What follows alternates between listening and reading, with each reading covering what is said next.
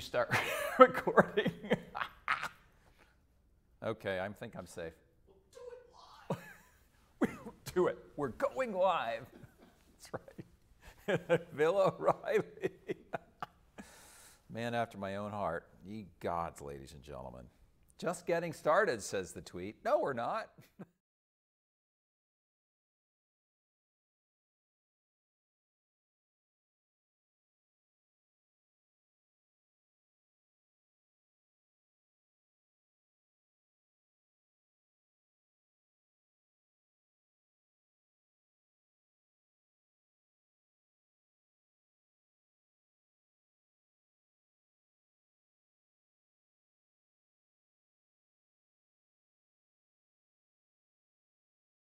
That he is coming. He is on his way right now to the set. And as soon as he gets here, we'll start our discussion. My name's Tom Vandervoort. This is the Miller Center at the University of Virginia. It was a very interesting Tuesday, I will say. And one thing I want to say to you out there is that we will not be discussing the concept of a blue wave. Did it ever strike anybody as they watched the coverage on Tuesday? Did it ever strike you, as it struck me, that the coverage seemed to be a situation where we come up with a term, blue wave, and then we measure all the results against this term we came up with? What I'm more interested in, and I hope you are too, is how does this election affect the president, the relationship between president and Congress, and then, of course, the lives of the people that live in this country with all their diverse interests and all their diverse concerns and all their diverse backgrounds. And of course, as they change over time, how those concerns and interests change. There's a lot to talk about, I think, with respect to the midterm elections without getting into the horse race, as people like to call it, the horse race. And so we won't be doing that, or I will try desperately to avoid doing that today. So I hope that's good with everybody. Now, I will say that as we wait for Bill, I'm not going to do the Clint Eastwood bit about the empty chair. That just wouldn't be right. But I will say this is an opportunity for people to type in their questions to us on Twitter or on Facebook. We are live streaming it on Facebook. And I think there's comment boxes on YouTube as well. Yes, and as a matter of fact, there are. My good friend Saqib up in the booth can tell me in my ear what you might want to know about, what you might want to discuss. So if you have anything like that, feel free to type it in there, and we'll get right to it as soon as Bill shows up. So fire away, ladies and gentlemen, fire away. There's some fantastic topics we could be talking about. I will tell you some of the questions I have set up for Bill. Can President Trump use this result, even though it was what you might call a split decision, a Republican strength growing in the Senate, Democrats taking the House? Could President Trump use this as an opportunity to actually strengthen his presidency? I mean, I suppose it depends on what you think about how that presidency how he's performed in his first 2 years with both houses of Congress in Republican hands. One might argue, some do argue, that he's had some successes, the tax cut, whatever you think of it, that he did get that legislation passed and signed into law, and of course 2 Supreme Court justices confirmed. Others may say, given the control that Republicans had over that 2-year period, that maybe not as much was accomplished as you might otherwise think. Obviously, we've had executive actions as well on tariffs and the like, but think about President Trump's positioning himself as a deal maker. Is that something that he could use to work with Democrats on something and perhaps strengthen his own personal position for 2020? Would he be willing to do it? Does he have the temperament to do it? Does he have any interest in doing it? Or is the sort of combative fighter, I take everything personally instinct just too strong or just too effective for President Trump? So those are some of the questions to think about, I think. President Trump is an agent of change. I think he's positioned himself as an agent of change. Does this change that at all? Will he be a different kind of agent of change? Will he be the same kind of agent of change? Is he really an agent of change? Or is it more about symbolizing change as opposed to real change actually occurring in the world, in the government? Will people's faith in our government grow or continue to diminish? I think it's fair to say that people's faith in government has been diminishing over the course of the last 10, 20, maybe even longer, where people start to wonder, can government be effective at solving problems? Because I think it's one thing to say that government can solve problems and can't solve problems. It's a bit of a false argument, I think, to say that government can never solve a problem or can solve every problem. I don't think most people even take that position. Certainly on the right, people think the government is perfectly capable of protecting our nation through the armed forces. I don't think anyone questions that. And certainly on the left, nobody thinks the government can solve, every problem that crops up. So to argue against those two extreme positions, I think, is not very fair. But if we were to have a real argument about what we could do, then I think you might have left and right talking to each other, disagreeing, and then figuring out if there are some compromise possibilities. That is perhaps a way for government to regain the faith of the American people. Another interesting aspect that I would submit to you is that when we talk so much about the horse race kind of aspects or the power dynamic aspects in government, who has more power, who has less power, and let's look towards the next election, we're not discussing the issues that really affect Americans' lives. And I wonder if politicians of all stripes from the president on down would do well to sort of address those issues. I think back to Franklin Roosevelt, and if you've been to the Miller Center's website at all, you'll know that when Franklin Roosevelt first took office, he was obviously in a very difficult situation. And one of the first things he did, his first fireside chat, was about a banking holiday that he had instituted because he was worried about runs on the banks and he needed to stop them. And his fireside chat was a very direct and simple explanation of that policy decision, right down to the fact that banks operate in a certain way. They take in your money, but they don't actually have it. They lend it out to other people. So if everyone comes for their money all at once, literally an explanation of how banks work with respect to the money that you put into them. He wanted to explain that to the American people so they would understand his policy. Do we have any estimate on the ETA here for Mr. Antholis? I am seriously rambling right now. I am busking for all I'm worth, people. I believe that he is downstairs typing something on his phone and is supposed to be around there. Ah, fantastic, fantastic. So, you will shortly be relieved of my thoughts, ladies and gentlemen. But I think the Roosevelt, whether or not you agree or disagree with what he did, was very interesting about his presidency in the fireside chats was how he would explain to the American people what the policies were. Ladies and gentlemen, I welcome now to my set, the sound stage here at the Miller Center, our director, our leader, Mr. William Antholis. Let's mic him up and get going, shall we? Thank you for joining us, Bill. How are you? I know it's a busy day for you. I didn't realize that live is live. Live is live, but you Sorry. know what? Do not worry about it, because I want to tell you that what I was just saying was some of the most cogent criticism ever. And I'm sure our viewers appreciated it greatly, so you just gave me the opportunity to share my very well thought out thoughts. That's excellent. I knew I wasn't needed. Well, I think people might be glad to have you here. Bill Antholis, of course, is our director, and as we unpack the midterm elections, one thing I didn't want to do was this self-referential, let's define a blue wave and then measure the election against this abstract concept that we define. And I'd rather talk about how does this affect the federal government, the relationship between the president and the Congress, and specifically this president and this Congress. So when we look at strengthening Republican power in the Senate, but a Democratic House of Representatives, I think you've been there for when midterm elections kind of changed that balance in Congress and the relationship with the presidency. What does it look like to you, the Trump presidency, with respect to those changes? Well, first of all, it's great to be here, downstairs here at the Miller Center, which is my favorite place to be. And look, I benefited from one of these things a long, long time ago. Bill Clinton lost his first midterm, had both houses of Congress, got defeated pretty badly of a similar size wave. And because of that, things start to move within an administration. People leave. When somebody leaves, somebody gets hired. to fill those places. Oh, is this what happened That to you happens. then? It always happens, right?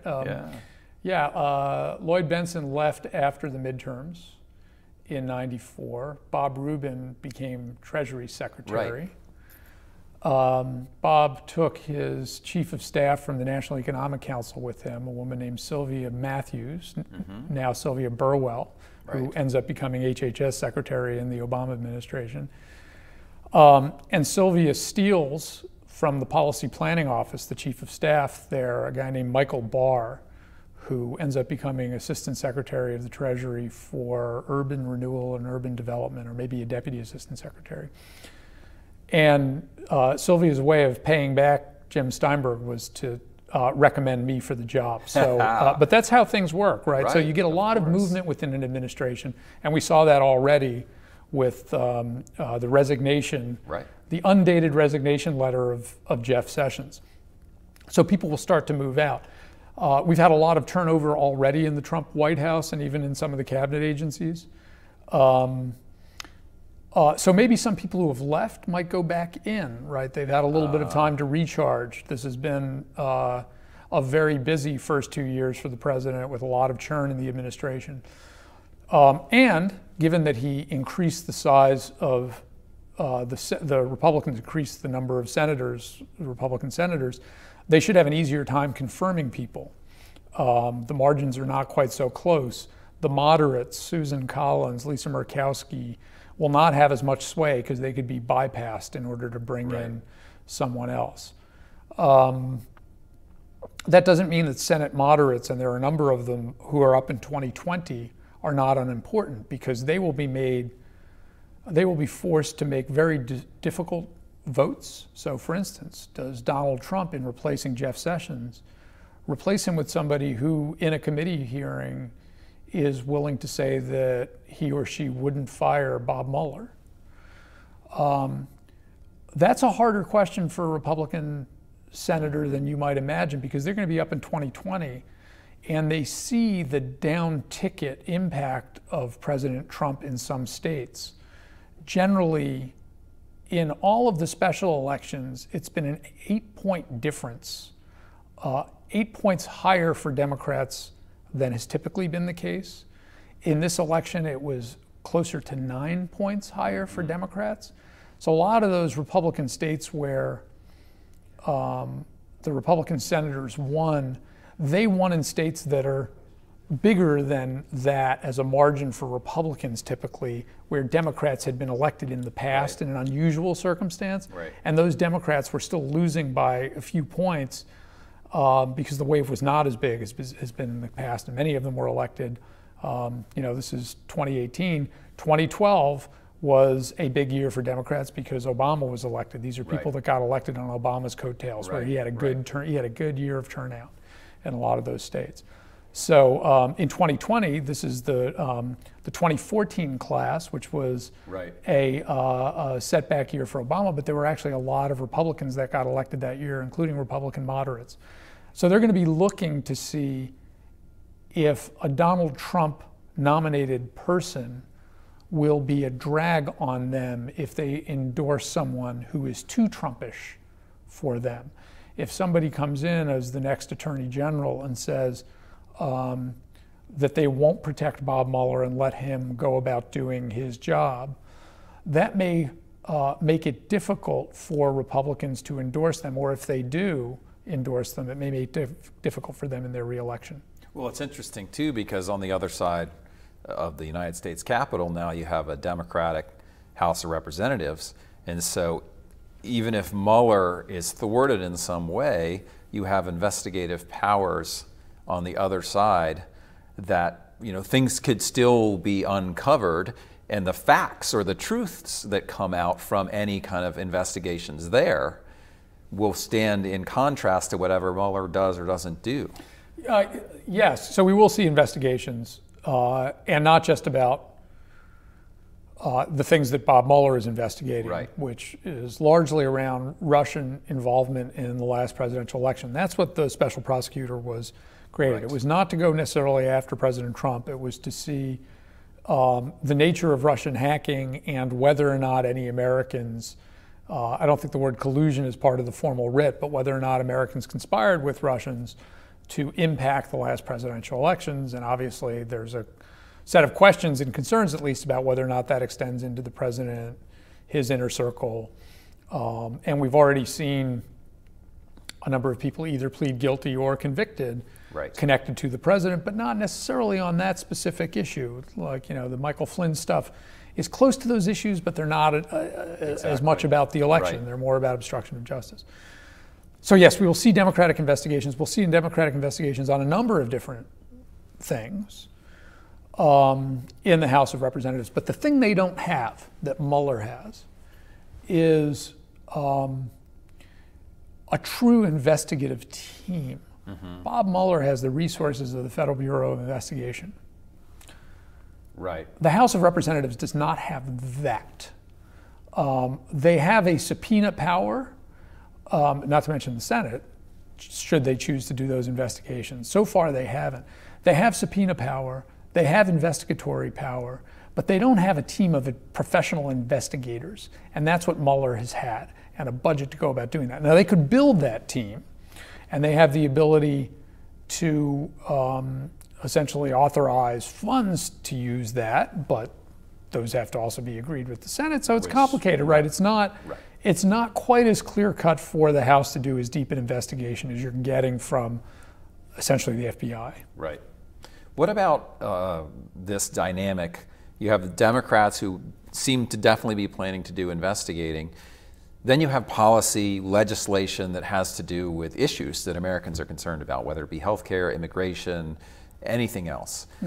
Is there a position that for Democrats and the president, or the president, where they're adversaries in one realm and partners? Is there any chance of any kind of partnership? Trump likes to position himself as a deal maker. Are there deals to be had? Can Democrats insulate themselves from the criticisms that all they're doing is attacking President Trump by, are there some incentives here for actual progress on policy that may not be apparent if you just say, oh, Democrats took the House, so it's harder?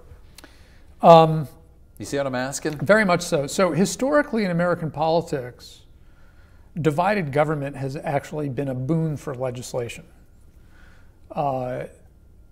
It is often the case that a president of one party and a Congress of another party get things done. And that's whether both houses of Congress are controlled by another party or one house of Congress. And one of the truly fascinating things about the last, with the exception of Obama, the presidents prior to Obama, going back to Ronald Reagan, Reagan never controlled both houses of Congress. He and Tip O'Neill were able to get a lot of things done.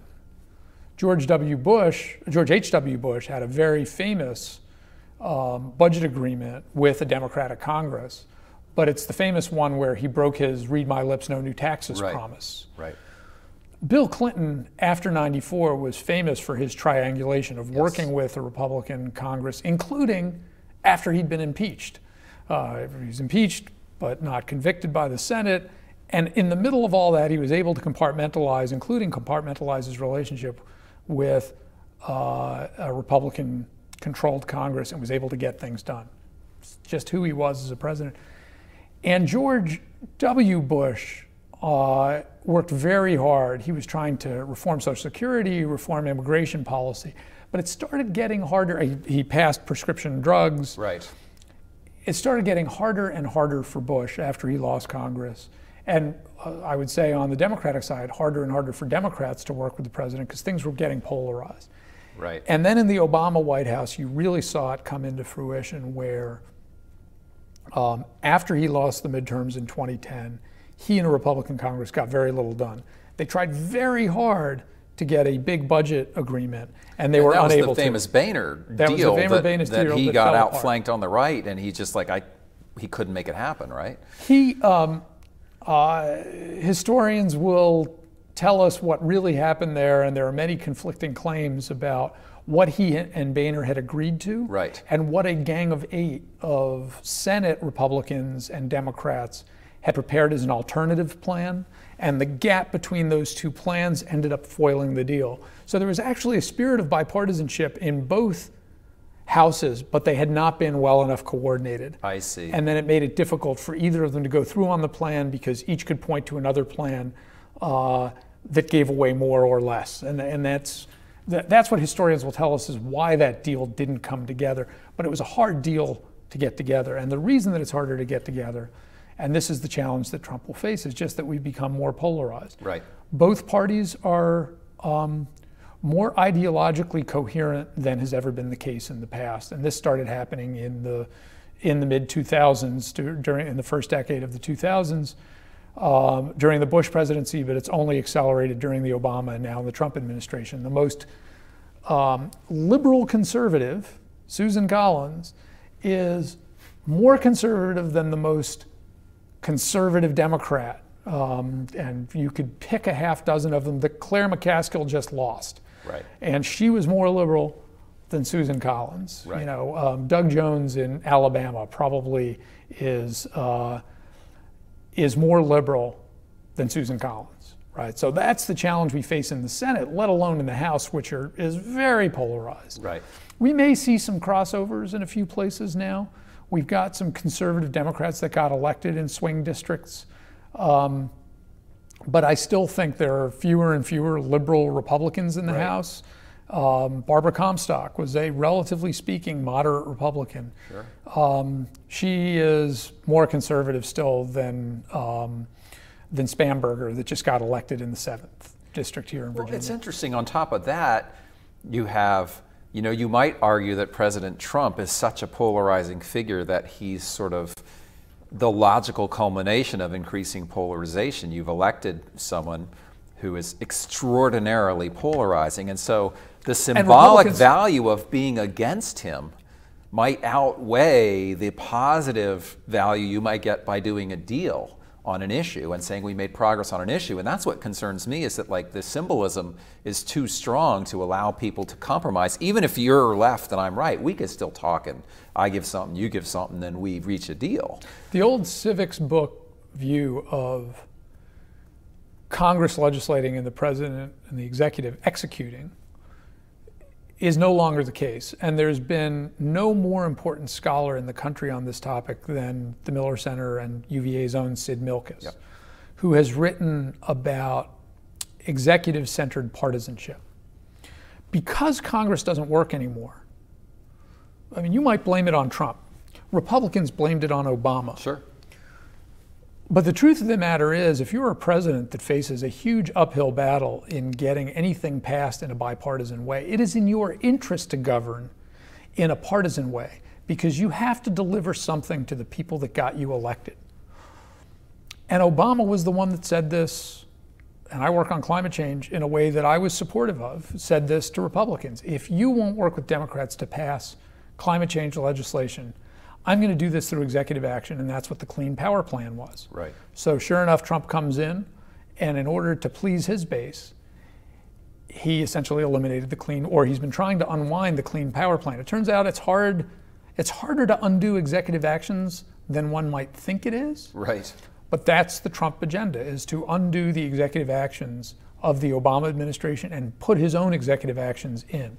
So if a Democrat is to be elected in 2020, or if Trump wins re-election in 2024, and if we don't solve the legislative issues that we have, what is likely to be the case is that that president will govern in a more partisan way. Right. And not just govern, but will probably politic in a more partisan way.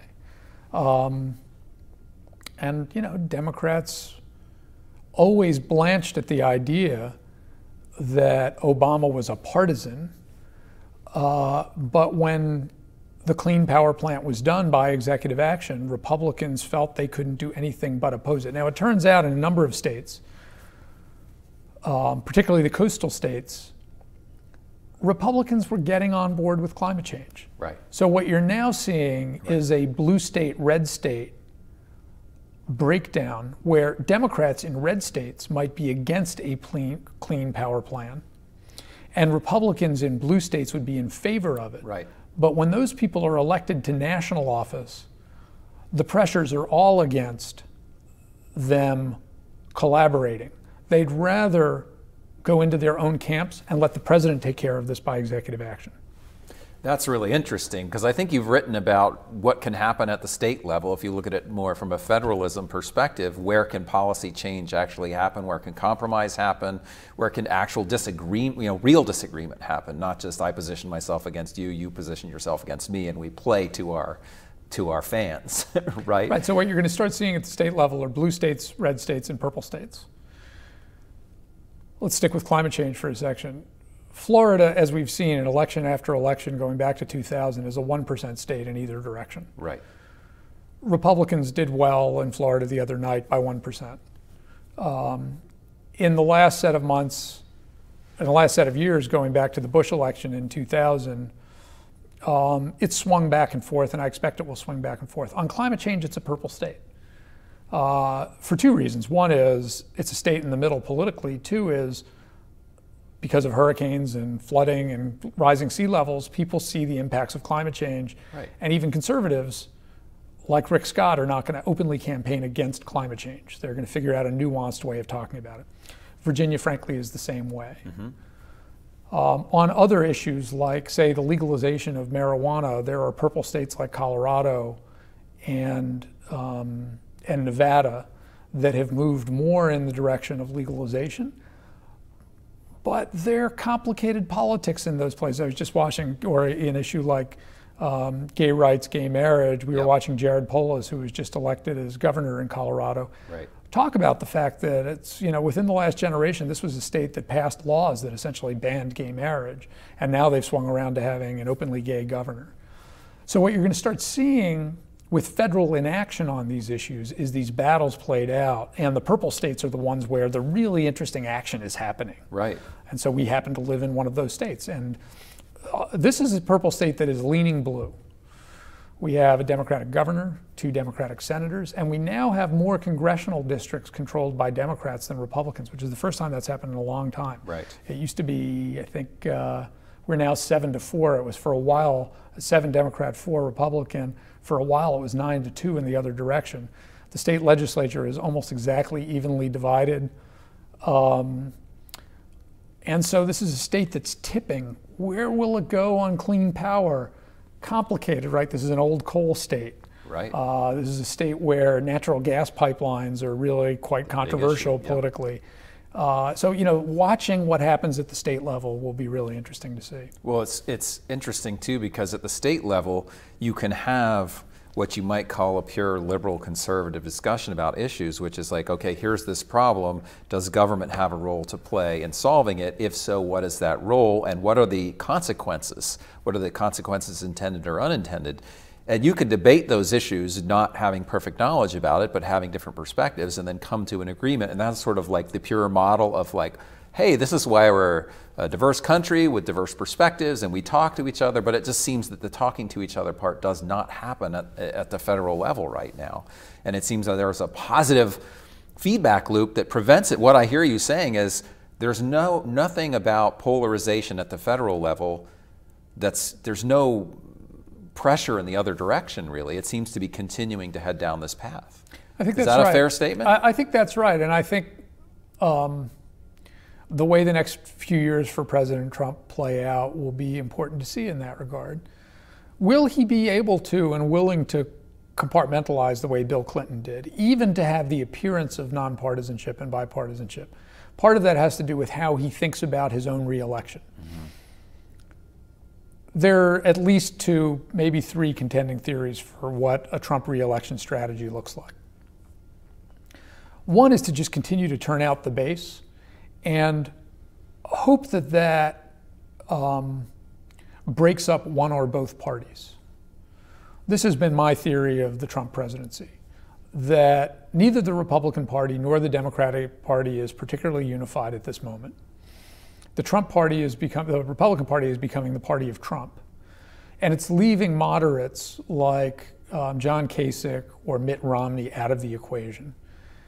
And if the investigation goes badly and the president's numbers stay low, mm-hmm. he might become a drag on down-ticket members of Congress and senators in the next election. And that might provide an opportunity for somebody to challenge him in the primary. But his view is, I've got the base locked up. They won't be able to beat me. They'll have to break off and run as a third party. That might actually provide some down ticket comfort for Republicans because it'll take the focus off of him and allow them to focus on someone else. So they might not play with the president in that scenario. And if that's the case, his hope might be, if a John Kasich runs, that he siphons away more votes from Democrats than he does from Trump. I've got I, Donald Trump, have my base locked in. I'm going to get 38 to 40%. They're going to take away moderate Republicans and moderate Democrats who don't turn out that well anyway. Right.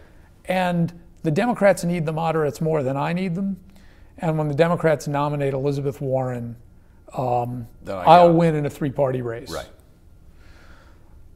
That strikes me as risky for the president, but I think that that's always been his theory of the case.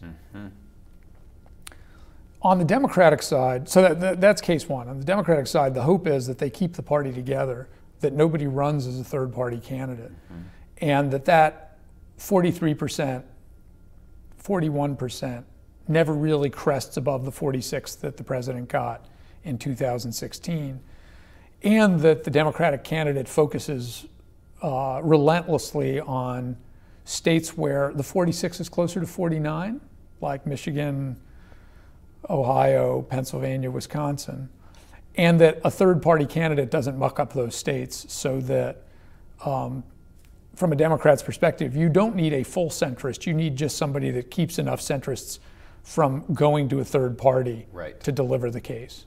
So that's theory two. And Trump's theory is, even in that situation, I don't need a true third-party candidate.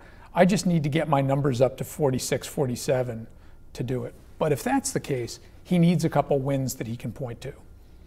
And the question then is, if you're Nancy Pelosi, are you willing to give him any nonpartisan, bipartisan wins on trade? Is Nancy Pelosi going to allow for a vote on NAFTA? Even though it has some of the protections that labor unions and others might not want, that Trump went for. Is Nancy Pelosi going to help the president on his emerging trade war with China? That's uncertain. Right. Would the president sign a minimum wage law that Democrats are going to push for? This is the kind of deal-making stuff that, like, it seems like it's out. There's some incentive to do it. Is there an infrastructure deal? And the challenge for Democrats is, does that let the president do what Bill Clinton do what Bill Clinton did between 94 and 96? Make the case that actually I'm doing things with people in the other party. Let my numbers rise closer to 50%. Interesting. Well, remember, of the last 13 or 14 presidential elections, in 6 of them, third parties had an impact on the final outcome, and the winning presidential candidate never got above 50% of the vote. Well, you know, it's the interesting, people have made the comparison between Jimmy Carter and Donald Trump before. And it makes me think of Ted Kennedy in 1980 and how weak at that point President Carter really was.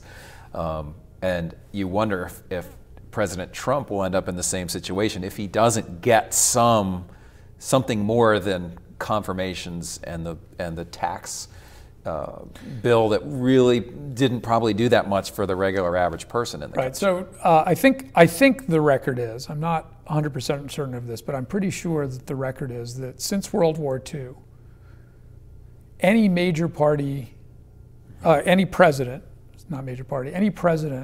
who is challenged in a primary in his own party, his primary, was not reelected.